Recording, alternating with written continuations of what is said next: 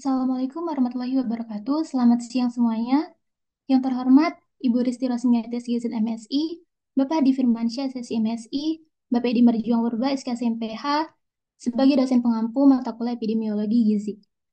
Kami dari kelompok 5 izin mempresentasikan hasil review jurnal kami yang berjudul Hubungan Kelebihan Berat Badan dan Obesitas dengan Resiko Penyakit Kardiovaskular menurut Risiko Metabolik di Kalangan Pekerja Parubaya di Jepang, Studi Cohort Aichi Workers.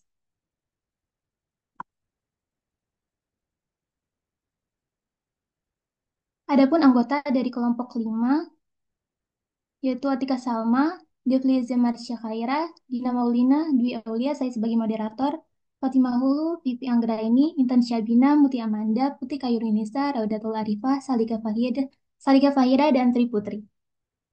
Langsung saja, Atika Salma dipersilakan.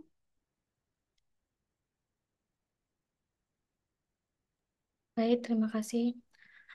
Abstrak, hubungan obesitas dan penyakit kardiovaskular (CVD) diagnosa pada 8.972 orang dari studi kelompok pekerja Aichi menemukan bahwa BMI lebih ku- lebih dari 27,5 berhubungan signifikan dengan resiko CVD, PJK, dan stroke dengan sekitar 30% resiko disebabkan oleh hipertensi, LDL, kolesterolemia, dan diabetes menunjukkan bahwa obesitas meningkatkan resiko CVD bahkan tanpa hipertensi hingga pentingnya pencegahan obesitas ditegaskan. Kembali lagi kepada moderator.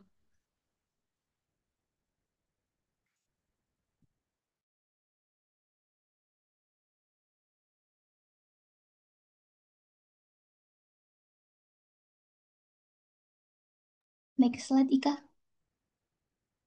Pendahuluan. Obesitas diketahui meningkatkan resiko penyakit kardiovaskular yang merupakan penyebab utama kematian di seluruh dunia.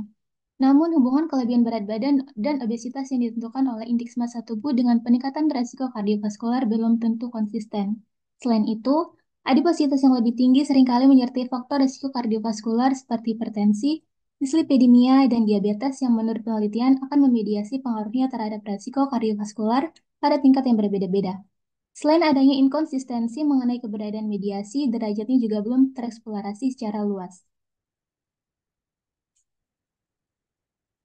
Selain itu, Selain itu masih belum diketahui secara pasti apakah kemungkinan dampak kelebihan berat badan atau obesitas terhadap resiko penyakit kardiovaskular akan lebih besar pada mereka yang mempunyai faktor risiko tertentu. Meskipun peningkatan risiko stroke, kardioemboli terkait dengan kelebihan berat badan atau obesitas pada penderita hipertensi atau PJK pada penderita diabetes telah dilaporkan, sebagian besar penelitian sebelumnya menilai risiko kardiovaskular berdasarkan kombinasi obesitas dan faktor risiko, mengacu pada individu sehat. Penelitian ini bertujuan untuk mengeksplorasi hubungan antara derajat BMI dan risiko kardiovaskular serta subtipenya pada pengaruh pada pekerja parubaya dari wilayah metropolitan di Jepang. Studi ini juga memperkirakan tingkat mediasi oleh serangkaian faktor risiko yang ada untuk hubungan antara kelebihan berat badan atau obesitas dan mengeksplorasi potensi efek modifikasi dengan adanya hipertensi, kolesterolemia, hyperlow density lipoprotein, atau diabetes. Selanjutnya, bagian metode dipersilakan Devlieza.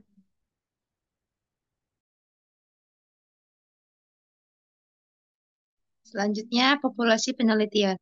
Studi kelompok pekerja Aichi yang dimulai pada tahun 1997 adalah studi epidemiologi longitudinal mengenai penyakit kronis seperti diabetes dan penyakit kardiovaskular. Peserta studi adalah pegawai negeri sipil berusia 35-66 tahun di prefektur Aichi, Jepang Tengah. Data dikumpulkan dari 3 survei dasar yang dilakukan pada tahun 2022, jumlah 5.413, tahun 2005, 2.369 dan tahun 2008 1.190. Peserta yang dikeluarkan dari studi ini adalah mereka yang memiliki riwayat CFD berjumlah 104, riwayat kanker 40, atau masa tidak lanjut kurang dari 1 tahun 250. Sehingga menyisakan 8.972 peserta atau 776 pria dan 1.896 wanita. Selanjutnya, Definisi dan klasifikasi variabel. Informasi gaya hidup, riwayat penyakit, dan penggunaan obat dikumpulkan melalui kuesioner dari setiap survei. Berat badan diukur dengan ketelitian 0,1 kg dan tinggi badan dengan ketelitian 0,1 cm. BMI dihitung sebagai berat badan kilogram dibagi kuadrat tinggi badan meter kuadrat dan dikelompokkan dalam 5 kategori: 21, 21 sampai 22,9, 23 sampai 25, 25 sampai 27,5, dan lebih besar dari 27,5. Tekanan darah diukur dalam posisi duduk setelah istirahat 5 menit dan sampel darah vena diambil setelah puasa minimal 8 jam. Status merokok dikategorikan sebagai bukan perokok atau perokok aktif. Konsumsi alkohol dikelompokkan berdasarkan jumlah hari minum dan jumlah konsumsi per kesepakatan menjadi rendah atau 40 atau kecil dari 40 gram per hari untuk pria dan kecil dari 20 gram per hari untuk wanita. Dan tinggi besar dari 40 gram per hari untuk pria dan besar dari 20 gram per hari untuk wanita. Aktivitas fisik dievaluasi berdasarkan jumlah hari per bulan dengan olahraga sedang hingga berat selama minimal 60 menit. Selanjutnya,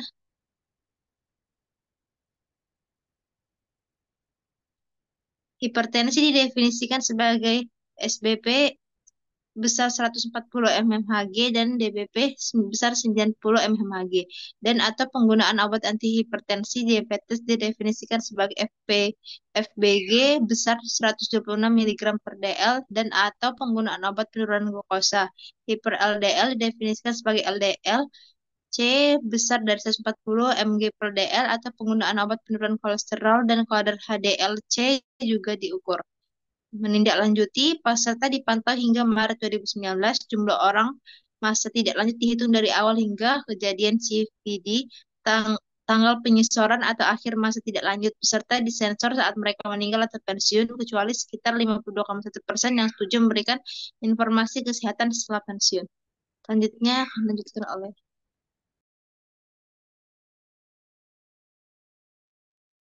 Penentuan PJK dan stroke serta klasifikasi jenis stroke. Yang pertama, peserta setiap 2 tahun sekali mengisi kuesioner yang diisi sendiri dengan riwayat kesehatan mereka, termasuk penyakit jantung dan subtype stroke. Bagi yang memiliki riwayat positif, mereka diminta untuk memberikan informasi kontak dokter yang merawat mereka sehingga dapat dikonfirmasi. Dalam analisis saat ini, PJK termasuk infak miokard dan angina tidak stabil yang diikuti dengan intervensi koroner perkutan.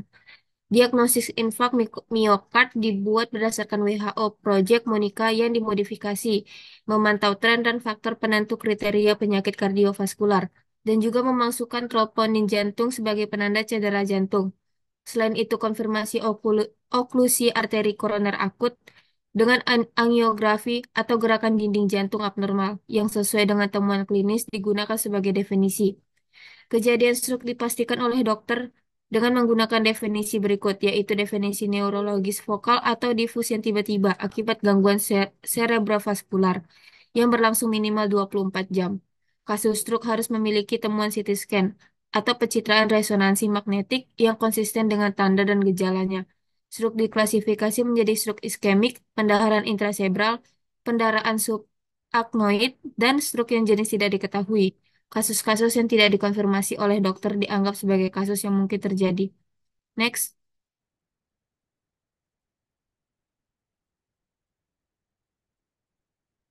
Yang kedua, kejadian tersebut juga dipastikan melalui divisi layanan kesehatan di tempat kerja yang menangani informasi cuti sakit pekerja. Kasus-kasus tersebut tergolong pasti karena permohonan cuti sakit, biasanya disertai surat keterangan dokter. Kasus-kasus fatal juga ditentukan menggunakan cara ini.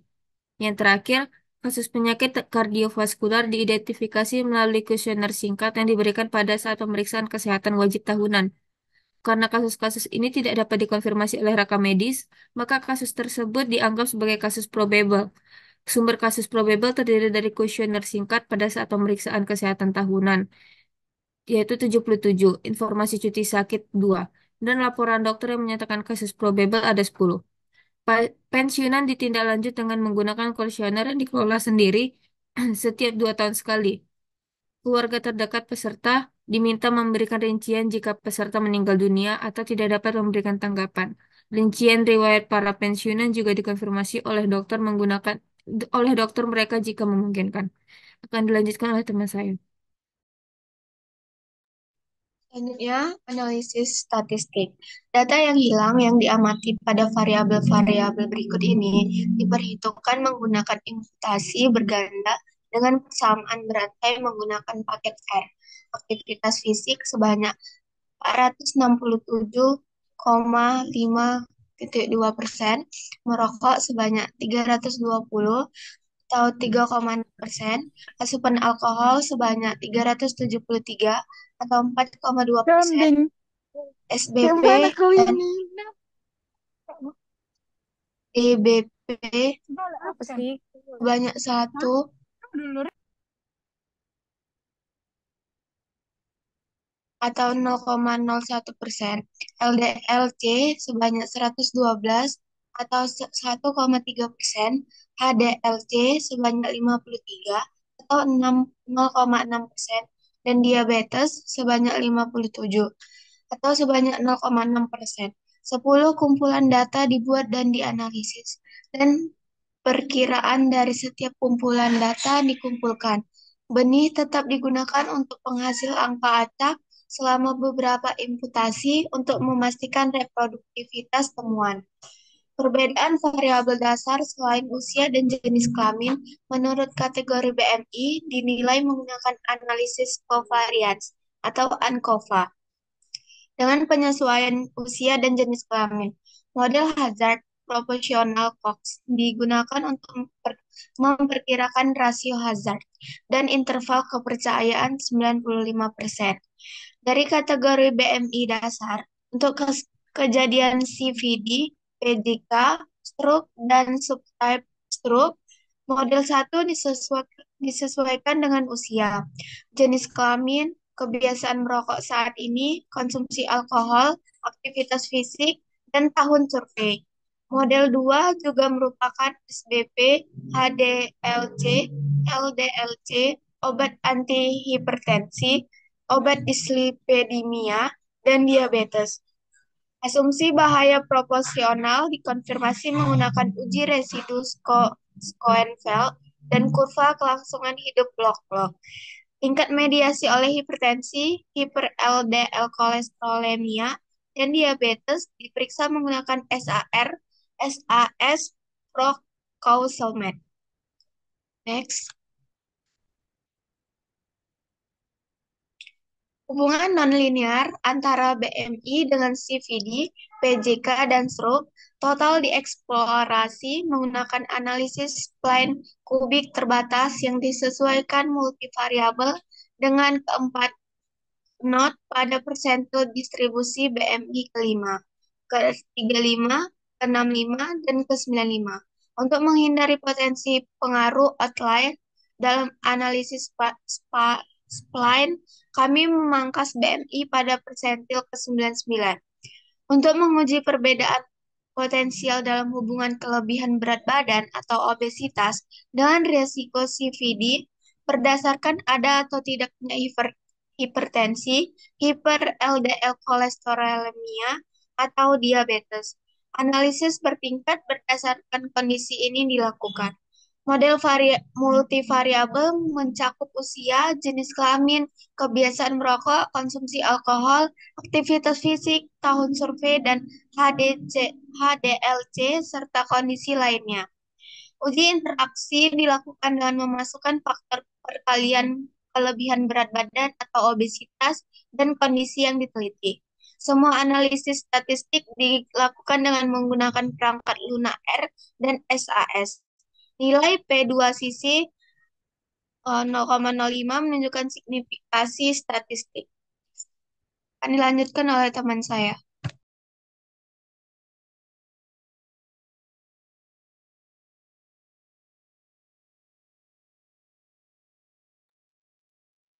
Berikutnya hasil usia proporsi laki-laki yang merokok, minum alkohol berlebihan, dan jumlah berolahraga per hari pada awal berbeda secara signifikan di seluruh kategori BMI baik sebelum dan sesudah data imputasi, seperti pada tabel 1.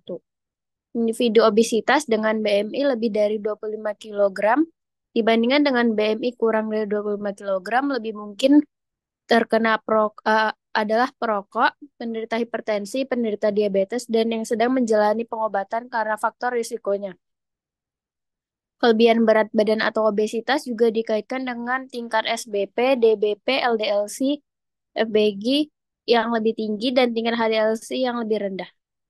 Selama median masa tindak lanjut 12 tahun, terdapat 197 penyakit kardiovaskular, termasuk 80 penyakit jantung koroner, dan 117 stroke yang terdiri dari 55 stroke iskemik, 24 perdarahan intracerebral, 13 perdarahan suprasonoid, dan 25 stroke dengan subtipe yang tidak diketahui. Kejadian pastinya 108,55% terdiri dari 39, 48,8% PJK, 59,59% stroke total, 41, 74,5% stroke iskemik, dan 19, 79,2% perdarahan intracerebral. Berikutnya akan dilanjutkan oleh pemateri lainnya. Selanjutnya dibandingkan dengan subjek dengan BMI 21 sampai 22,9 kg per meter kubik, mereka memiliki BMI 25 sampai 27,5 atau lebih dari 27,5 kg per meter kubik, menunjukkan peningkatan resiko CVD dengan HR model 1 masing-masing sebesar 2,05 dan 3,08. Hubungan BMI secara kontinu tetap signifikan dalam model 2 peserta dengan BMI 25 sampai 27,5 dan lebih dari 27,5 kg per meter kubik juga menunjukkan peningkatan risiko PJK dengan HR 2,12 dan 3,92. Pada model 1, meski melemah, di model 2 hubungan kontinu tetap signifikan. Risiko PJK meningkat signifikan pada BMI lebih dari 27,5 kg per meter kubik. Subjek dengan BMI 25 sampai 27,5 atau lebih dari 27,5 menunjukkan peningkatan resiko stroke total dibandingkan BMI 21 sampai 22,9 kg per meter kubik. Dengan HR model 1 masing-masing 1,99 dan 2,47. Hubungan ini melemah pada model 2, tetapi tetap signifikan secara kontinu. Hubungan signifikan juga ditemukan antara BMI dan stroke iskemik, tetapi tidak untuk perdarahan intracerebral. Selanjutnya akan dijelaskan oleh teman saya.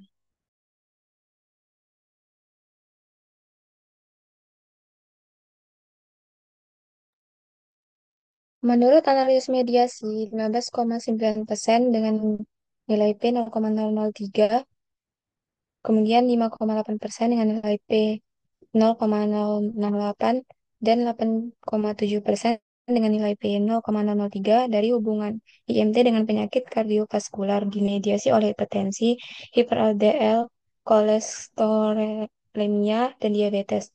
Kegemukan atau obesitas dikaitkan dengan peningkatan risiko penyakit kardiovaskular pada subjek. Pada subjek dengan hipertensi yang dengan nilai hazard ratio 1,68, 95% interval kepercayaan dalam antara 1,06 sampai 2,66 atau tanpa intervensi dengan hazard ratio 1,67, 95% interval kepercayaan di antara 1,10 sampai 2,54. Meskipun interaksi statistik tidak signifikan, obesitas dikaitkan dengan risiko penyakit kardiovaskular hanya pada subjek dengan hyper LDL kolesterolemia, yaitu dengan hazard ratio 1,89, 95% interval kepercayaan di antara 1,21 sampai 2,96, dan pada subjek tanpa diabetes, yaitu dengan hazard ratio 1,71, 95% interval kepercayaan di antara 1,23 sampai 2,39. Selanjutnya akan dijelaskan oleh pemateri selanjutnya.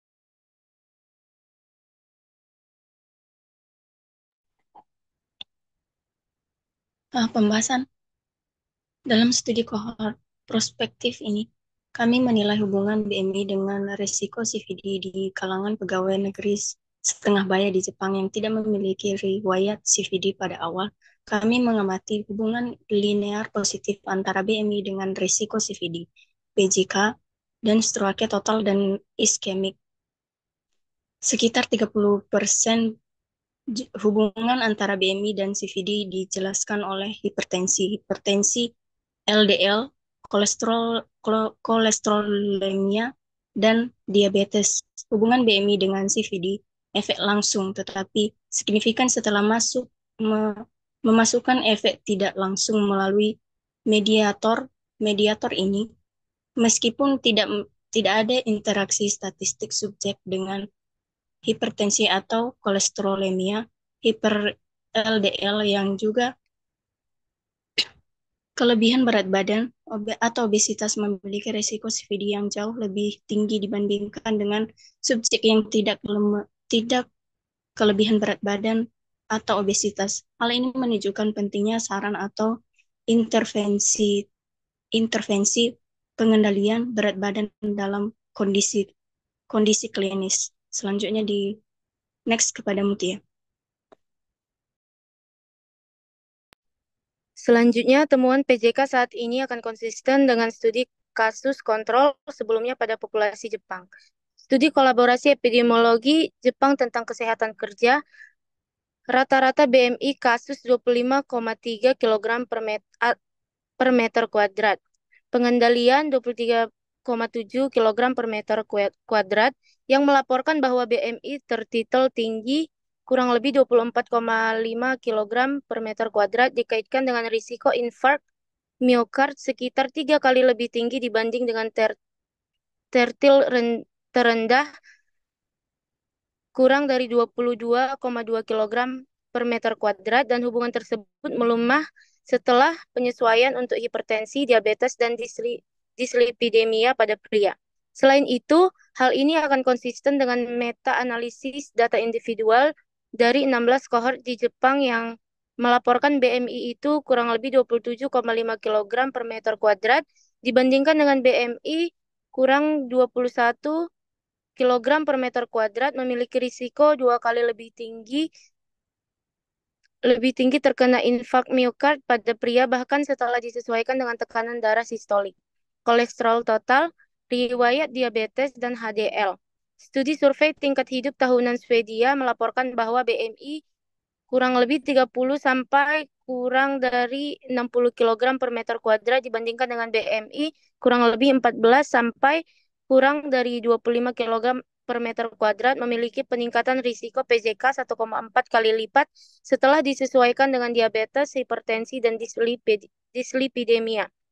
Analisis gabungan dari 97 kohort prospektif melaporkan hal tersebut per 5 kg per meter kuadrat peningkatan BMI meningkatkan risiko PJK sebesar 15% terlepas dari mediator potensial atau yaitu tekanan darah, dislipidemia, diabetes. Selanjutnya akan dilanjutkan oleh pemateri berikutnya.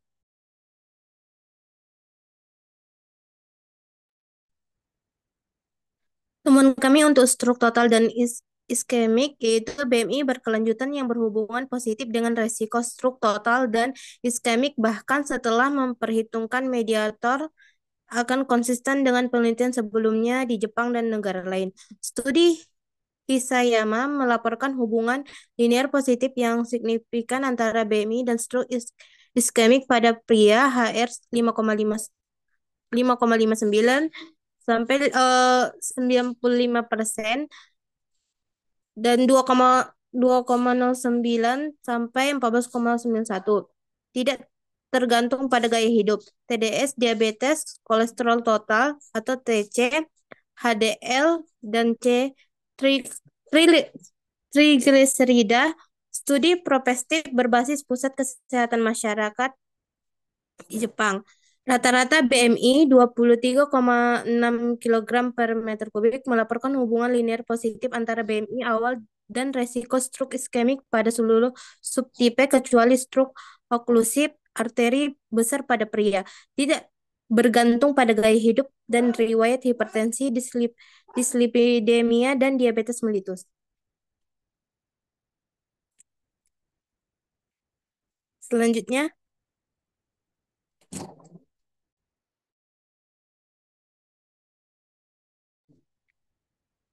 studi resiko aterosklerosis di komunitas ARIK dari media BMI 28,0 kilogram per meter kubik melaporkan hubungan linear positif yang signifikan antara BMI dan risiko stroke non-lakunar dan kardioemboli sebelum memperhitungkan mediator, yaitu SBP, diabetes, HDL-C. Sedangkan hubungan dengan stroke lakunar lemah bahkan sebelum penyesuaian mediator. Sebaliknya, studi kohor EPIC Spanyol rata-rata BMI yaitu 28,3 kg per meter kubik melaporkan hubungan nol antara kelebihan berat badan dan obesitas yang ditentukan oleh BMI kurang dari 30 kg per meter kubik dengan resiko stroke total dan iskemik dibandingkan dengan BMI 18,5 sampai 25 kg per meter kubik setelah hanya mempertimbangkan faktor gaya hidup. Studi multisenter tentang pendarahan cerebral di Italia melaporkan tidak adanya hubungan antara obesitas yang ditentukan oleh BMI kurang dari 30 kg per meter dengan kejadian pendarahan intracerebral setelah disesuaikan dengan moderator potensial. Studi retrospektif JMDC Claims di database menemukan bahwa kelebihan berat badan BMI 25,0 sampai 29,9 kg per meter kubik dan obesitas BMI kurang sama dengan 30 kg per meter kubik tidak berhubungan dengan risiko stroke hemoragik pada wanita.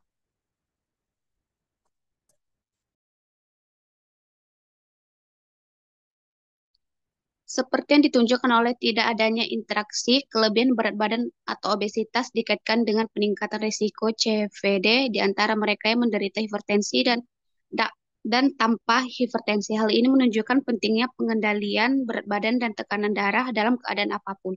Namun, kelebihan berat badan atau obesitas secara signifikan dikaitkan dengan risiko CVD.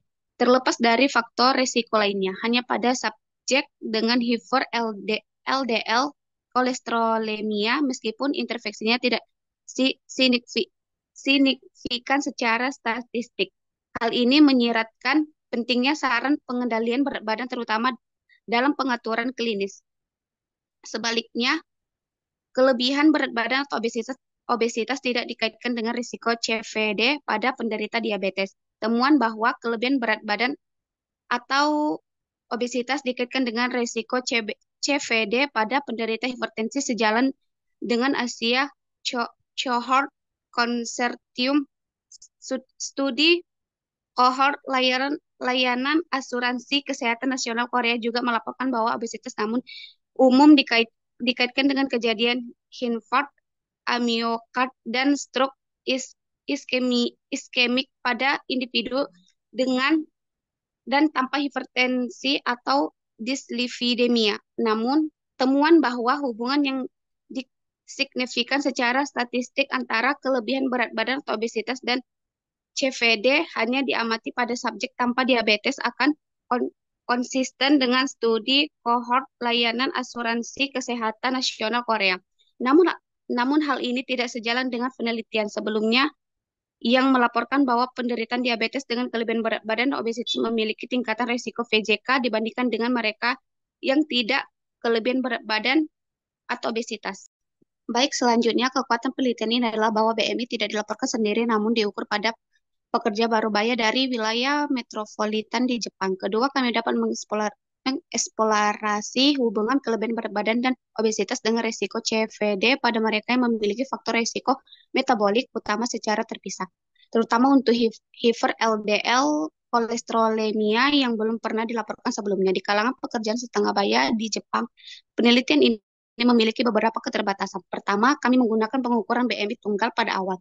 Oleh karena itu, hubungan antara BMI, VJK, dan stroke mungkin diremehkan karena kesalahan acak yang dihasilkan dari pengukuran BMI. Kedua, kami tidak mengukur obesitas abdominal dalam penelitian ini. Seperti dalam studi Johor Layanan Asuransi Kesehatan Nasional Korea. Kita mungkin memperoleh hasil yang berbeda jika kita menggunakan pengukuran tersebut dan bukan BMI. Ketiga, terdapat sejumlah kecil kasus pendarahan intracerebral dan kami tidak dapat menangkap pengaruh BMI terhadap hasil ini. Keempat, penggunaan obat-obat. Pada awal penelitian dilaporkan sendiri, oleh karena itu kemungkinan pelaporan yang kurang dapat menimbulkan bias meskipun kami sebelumnya melaporkan keakuratan laporan mandiri yang tertinggi. Selanjutnya akan disampaikan oleh moderator. Setelah didapatkan hasil dan dijelaskan pada bab pembahasan, didapatkan kesimpulan bahwa kelebihan berat badan dan obesitas berhubungan positif dan signifikan dengan penyakit kardiovaskular, PJK, stroke total, dan stroke iskemik. Penting untuk mengendalikan kelebihan berat badan dan obesitas untuk mengurangi resiko kardiovaskular di Jepang. Demikian hasil presentasi dari kelompok 5, lebih dan kurangnya kami mohon maaf. Terima kasih.